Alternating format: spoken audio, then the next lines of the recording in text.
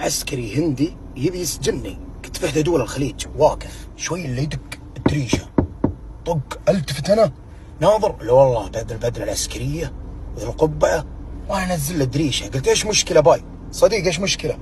قال لي صديق؟ ايش صديق؟ ما تشوف البدله العسكريه؟ ضحكت انا، قلت له وش احنا في هالوين؟ قال هالوين؟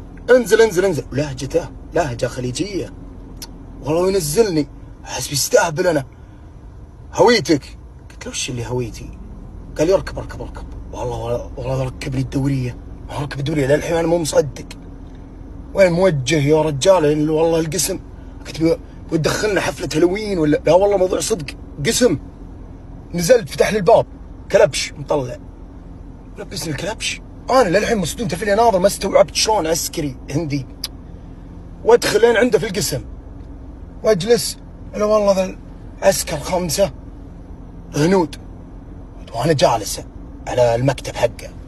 تعرف اللي والله يمكن نص ساعه اذا مو قليل بعد ناظر بعض، انا بس متعجب اناظر فيه وهو يناظرني. شوي اللي تجيب الاكل معاه كذا، جايب زي اللانش بوكس اكل ياكل، ويناظرني بطريقه مو مستفزه الا اللي بعدها. وانا ناظر قلت ابي تليفون، بدق على السفاره ابي اخرشه. قال هذا التليفون تبي تدق؟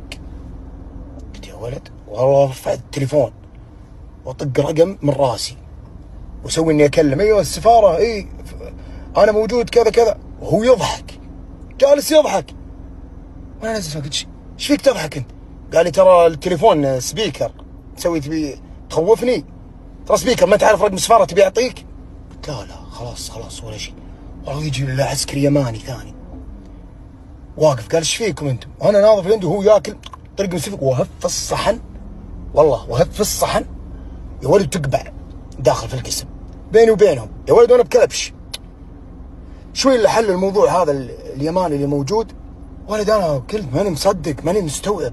حلينا الموضوع طلعت وانا متعجب شلون عسكري هندي وفي دولة في الخليج